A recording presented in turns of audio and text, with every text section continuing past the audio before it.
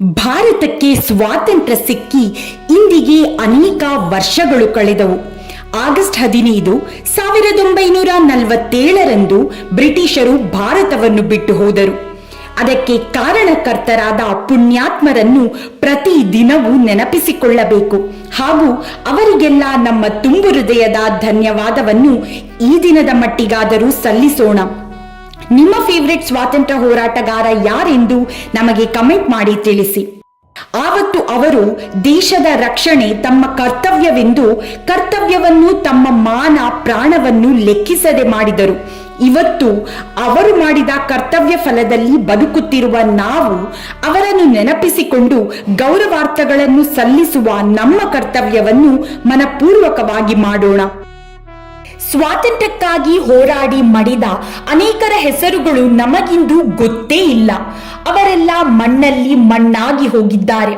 ಗೊತ್ತಿರುವ ಹೆಸರುಗಳ ಮೂಲಕವಾದರೂ ಮಡಿದ ಎಲ್ಲರನ್ನೂ ನೆನಪಿಸಿಕೊಂಡರೆ ಅವರಂದು ಕಷ್ಟಪಟ್ಟದ್ದಕ್ಕೆ ಸಾರ್ಥಕವಾಗುತ್ತದೆ. ಬನ್ನಿ, ನಿಮ್ಮ ಈ ದಿನದ 5 ನಿಮಿಷವನ್ನಾದರೂ ಇದಕ್ಕಾಗಿ ಮೀಸಲಿಟ್ಟು ಪೂರ್ತಿಯಾಗಿ ಕೇಳಿ. ನೇತಾಜಿ ಸುಭಾಷ್ ಚಂದ್ರ ಬೋಸರು ಹೇಳಿದ್ದಾರೆ, ಅತ್ಯಂತ ದೊಡ್ಡ ಅಪರಾಧವೆಂದರೆ ಅನ್ಯಾಯ ಮತ್ತು ತಪ್ಪುಗಳೊಂದಿಗೆ ರಾಜಿ ಮಾಡಿಕೊಳ್ಳುವುದು ಎಂಬುದನ್ನು ಮರೆಯಬೇಡಿ. ಶಾಶ್ವತ ಕಾನೂನನ್ನು ನೆನಪಿಡಿ. ನೀವು ಪಡೆಯಲು ಬಯಸಿದರೆ ನೀವು ನೀಡಬೇಕು. ಈ ಮಾತು ಅಕ್ಷರಶಃ ನಿಜ. ತಪ್ಪನ್ನು ಅಥವಾ ಅನ್ಯಾಯ ಯಾರೇ ಮಾಡಿದರೂ ಅದು ತಪ್ಪು. ತನ್ನ ಅಣ್ಣ, ತಮ್ಮ, ಅಕ್ಕ, ತಂಗಿ, ಅಮ್ಮ, ಅಪ್ಪ, ಸ್ನೇಹಿತರು ಎಂದ ತಕ್ಷಣ ಮಾಡಿದ ತಪ್ಪುಗಳು ಸರಿಯಾಗಿ ಕಂಡರೆ ಅಂತಹ ಮನುಷ್ಯನಿಂದ ನ್ಯಾಯವು ಚಿಗುರಿನಲ್ಲೇ ಸತ್ತು ಹೋಗುತ್ತದೆ. ಇಂದಿನ ಸಮಾಜದಲ್ಲಿ ಈ ರೀತಿಯ ಮನುಷ್ಯರೇ ತುಂಬಿ ಹೋಗಿದ್ದಾರೆ.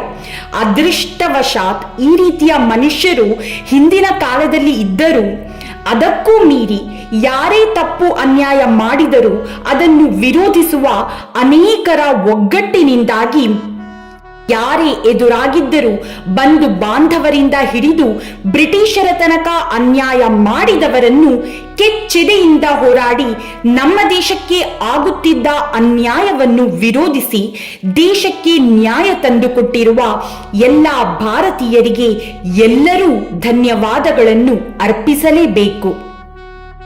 ಜೈ ಹಿಂದ್ ಎಂಬ ಘೋಷಣೆಯನ್ನು ಮೊದಲ ಬಾರಿಗೆ ಮಾಡಿದವರೇ ನೇತಾಜಿ ಸುಭಾಷ್ ಚಂದ್ರ ಬೋಸರು.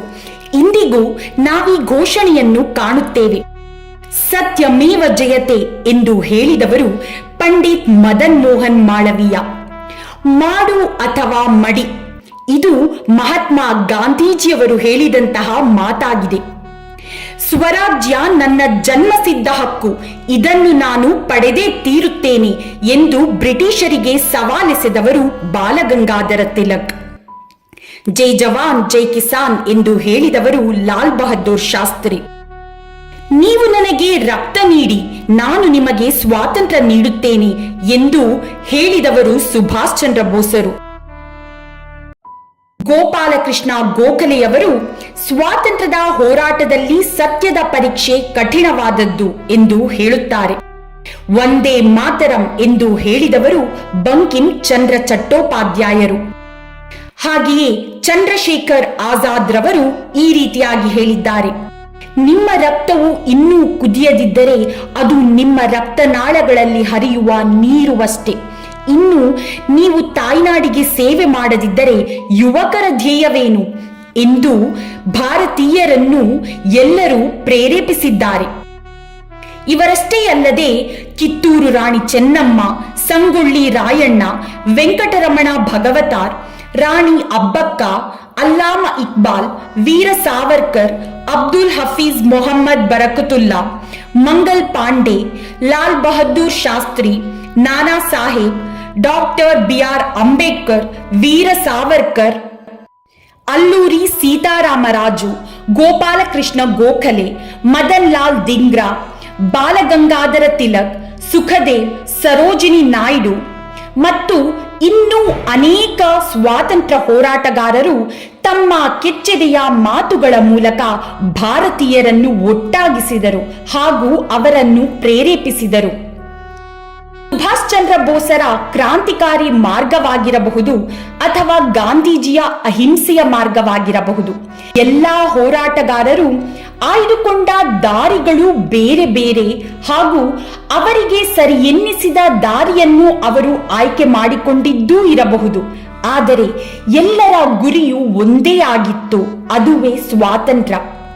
ಇಂದಿನ ಯುವ ಪ್ರತಿಭೆ ಮಕ್ಕಳಿಗೆ ಪೋಷಕರು ಹಾಗೂ ತಿಳಿದವರು ಅಂದು ನಡೆದಂತಹ ಮಹತ್ವದ ಜಂಗನ್ನು ತಿಳಿಸಿ ಹೇಳಬೇಕಾಗಿದೆ.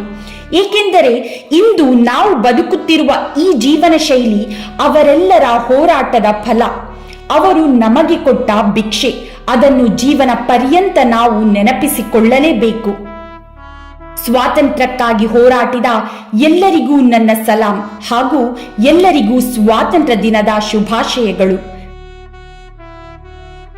ಧನ್ಯವಾದಗಳು.